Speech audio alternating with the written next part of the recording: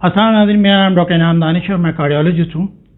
गर्मी के मौसम में ख़ास तौर पे ईद के बाद आजकल इमरजेंसी में सबसे ज़्यादा पेशेंट जो आते हैं वो डायरिया के साथ आते हैं।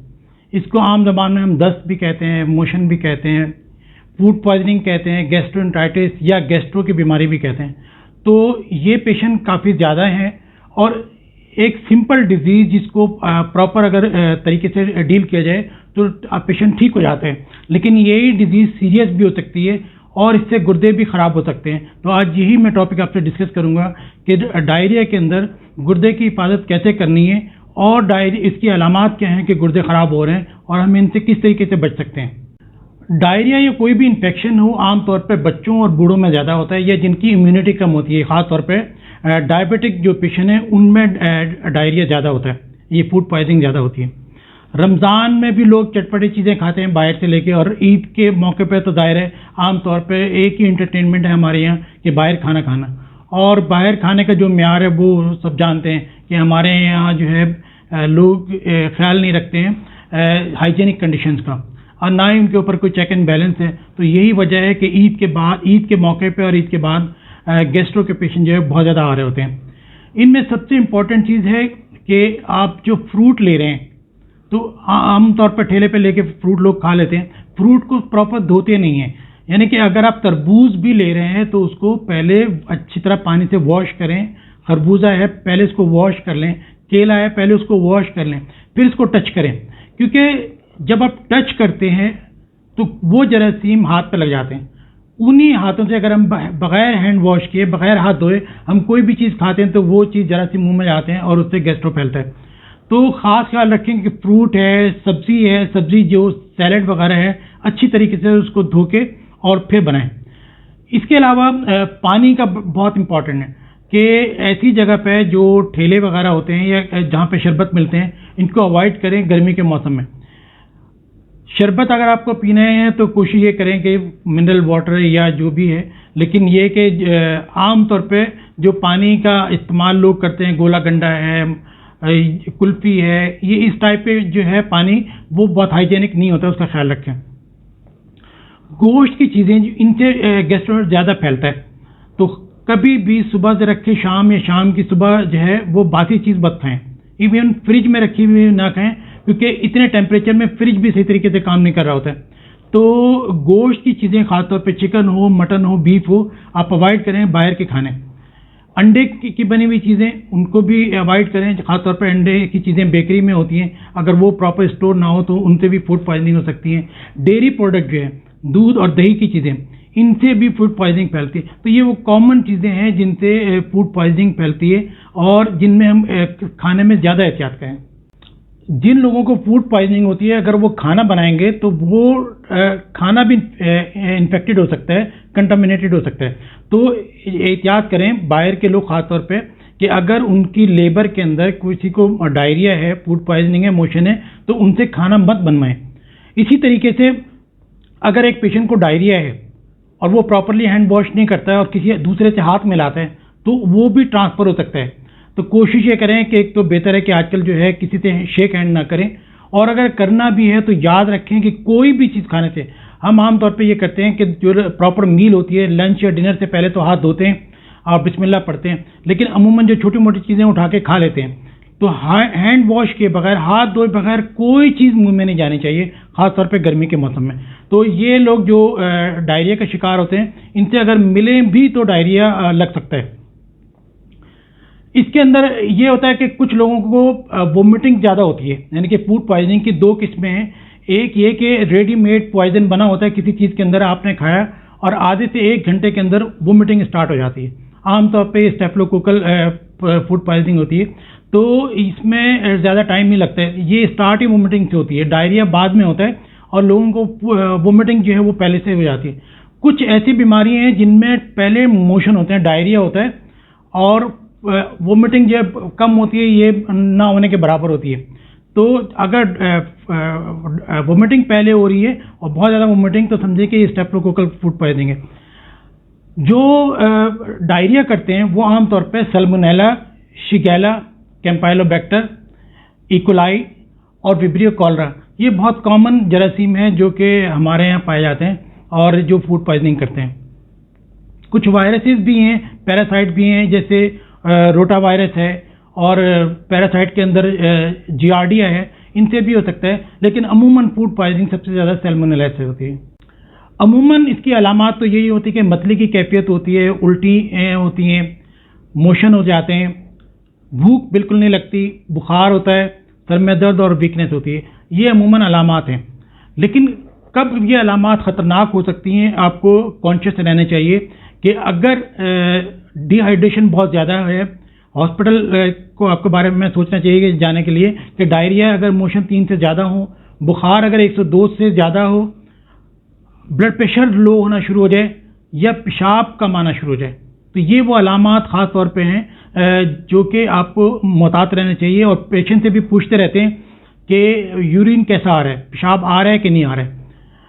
کیونکہ جب پانی کی جسم میں کمی ہوتی ہے، ڈی ہائیڈریشن ہوتی ہے، تو ہماری کڈنی پانی کو ایبزارب کرنے کی کوشش ہوتی ہے، یورین کم بنتا ہے اور الٹیمیٹلی یہی پہ جو ہے کڈنی فیلئر ہو جاتا ہے، ایکیوٹ رینل فیلئر جس کو ہم کہتے ہیں. اگر اسٹول میں پخانے میں بلڈ آ رہا ہے یا بلڈ کی الٹیاں آ رہی ہیں تو یہ بھی خطرے کی علامات ہیں. ڈی ہائیڈریشن کا خاص طور پہ خیال رکھیں. اب کیسے پہچانیں گے کہ ڈی ہائیڈریشن کیسے ہوتی ہے؟ کہ ایک تو منہ بالکل سوکھ جاتا ہے اور پیشنٹ کو چکر آنے لگتے ہیں، دھندلا دکھائی دینے لگتا ہے، سر ہلکا محسوس ہونے لگتا ہے. ایک اور امپورٹنٹ چیز جس سے آپ اس کو گیس کر سکتے ہیں وہ یہ ہے کہ بلڈ پریشر چیک کر لیں. بیٹھ کے بلڈ پریشر چیک کریں اور پھر 2 منٹ کھڑا ہونے کے بعد بلڈ پریشر چیک کریں. اسے کہتے ہیں پوسچرل ڈراپ. نارملی بیٹھنے میں بلڈ پریشر کم ہوتا ہے، جو ہی ہم کھڑے ہوتے ہیں تو بلڈ پریشر زیادہ ہوتا ہے.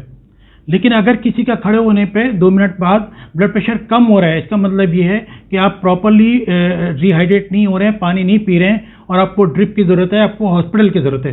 پوسچرل ہائپرٹینشن سے آپ آئیڈیا کر سکتے ہیں. اسی طریقے سے یورین آؤٹ پٹ، عام طور پہ جو یورین بنتا ہے 1 سے 2 ملی لیٹر پر کے جی کے حساب سے ہوتا ہے. یعنی کہ اگر ایک 70 کے جی کا ایک آدمی ہے تو اس کو 70 ملی لیٹر سے لے کے 140 ملی لیٹر کے درمیان 1 گھنٹے میں یورین بننا چاہیے.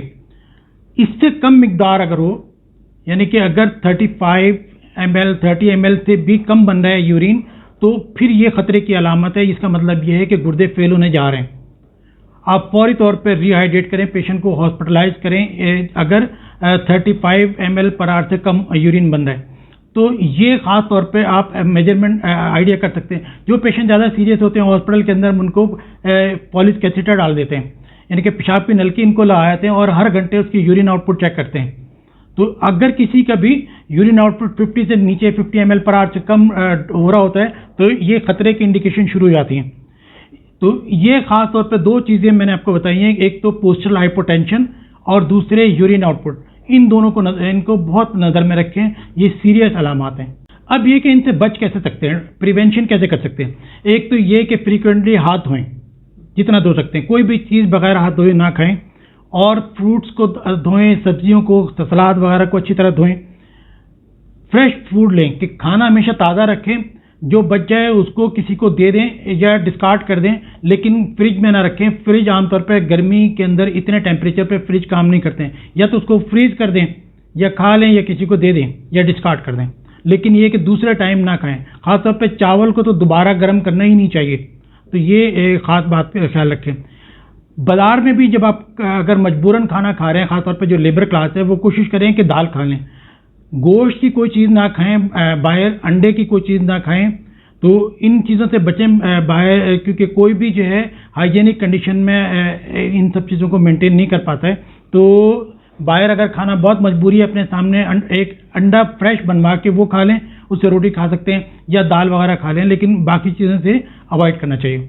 اگر یورین کم آ رہا ہے، پیشاب کم آ رہا ہے، تو اس وقت پانی لینے میں بہت اور احتیاط کرنے کی ضرورت ہے. آپ نے انیشلی دیکھ لیا کہ ری ہائیڈریٹ کرنے کی کوشش کی، لیکن اس کے باوجود بھی اگر پیشاب نہیں آ رہا ہے تو اس کا مطلب یہ کہ کڈنی اب فیلئر کی طرف جا رہی ہیں، وقتی طور پہ گردے کام کرنا چھوڑ دیتے ہیں.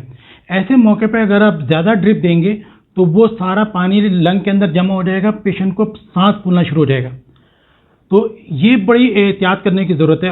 یہ بہت کامنلی ہوتا ہے کہ ڈائریا سمجھ کے ڈرپ لگا دیتے ہیں اور یہ دیکھتے نہیں ہیں کہ پیشنٹ کا یورین آؤٹ پٹ کیسا ہے اور کریٹن کیسا ہے. ایک طرف سے جب آپ ڈرپ دے رہے ہیں تو دوسری طرف سے آپ کو یورین آؤٹ پٹ چیک کرنا ہے کہ کتنا یورین آ رہا ہے، کتنا نہیں ہے.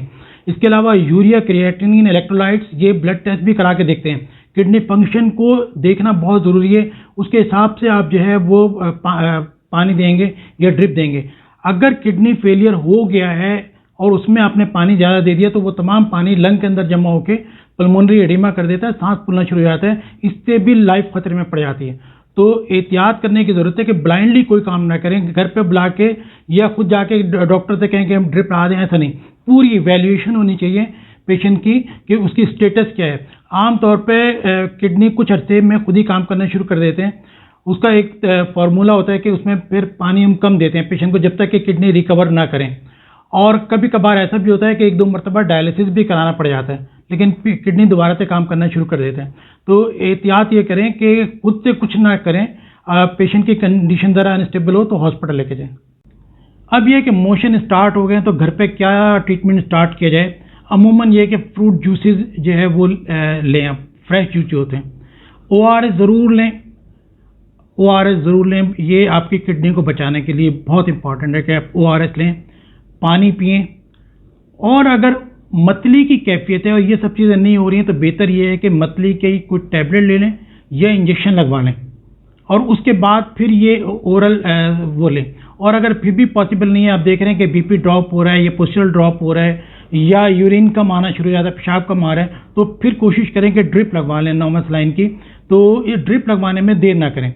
عام طور پہ اگر موشن کے ساتھ فیور بھی ہے, بخار بھی ہے, تو شارٹ ٹائم کے لیے 1 یا 2 مرتبہ کے لیے اینٹی بائیوٹک بھی دی جا سکتی ہیں. جن میں کامنلی سپروفلوکسیسین ہے, سائسین کے نام سے آتی ہے, لیووفلوکسیسین ہے, لائسین کے نام سے آتی ہے, ایزیتھرومائسین ہے, زائٹو کے نام سے آتی ہے. میں ان کی ڈوزیج تو آپ کو نہیں بتاؤں گا, یہ تو آپ کا ڈاکٹر ہی ڈیسائیڈ کرے گا. اس کے علاوہ ایموڈیم کیپسول ہیں جو یہ تو اینٹی ڈائریل ہیں. اگر بہت زیادہ ڈائریا ہو تو پھر ٹرائی کی جا سکتی ہے, لیکن اس میں بھی کچھ احتیاط کرنی ہوتی ہے, وہ آپ کا ڈاکٹر ڈیسائیڈ کرے گا. الٹی متلی کے لیے گریوینیٹ لے لیں. پیٹ میں درد ہو تو نوزپا لے سکتے ہیں. اور اس کے علاوہ کیونکہ اس میں گیسٹرو کے ساتھ جو ہے وہ گیسٹرائٹس بھی ہو جاتا ہے, ایسیڈیٹی بہت ہوتی ہے, تو PPI جیسے ایسکیم ہے, رولنگ ہے, اس ٹائپ کی چیزیں یہ بھی لے سکتے ہیں. کن چیزوں کو اوائڈ کرنا چاہیے؟ دودھ کی چیزیں نہ لیں, کیفین کی چیزیں نہ لیں, یعنی کہ چائے, کولڈ ڈرنک وغیرہ نہ لیں جن میں کیفین ہوتی ہے. اور جو دودھ کی بنی ہوئی ڈیری کی پروڈکٹ ہیں وہ بھی نہ لیں. تو اس کے علاوہ فیٹی چیزیں جو ہیں, آئلی چیزیں, فرائڈ چیزیں, ان سے پرہیز کریں. تو یہ وہ کامن چیزیں ہیں کہ کہنے کا مقصد یہ ہے کہ اس میں آپ اپنا زیادہ انتظار نہ کریں, کیونکہ متلی کی وجہ سے پراپر انٹیک نہیں ہو پا رہا ہوتا ہے. اور کوشش کریں کہ ڈرپ لگوائیں, ریہائیڈریٹ کریں, الٹی متلی کے ٹیبلٹ لیں, ہائیجینک رہیں, ہینڈ واش کریں, کچھ بھی کھائیں اس سے پہلے اوائڈ کریں کہ گھر کا ہی فریش کھانا وہ کھائیں, باہر کے کھانے کو اوائڈ کریں.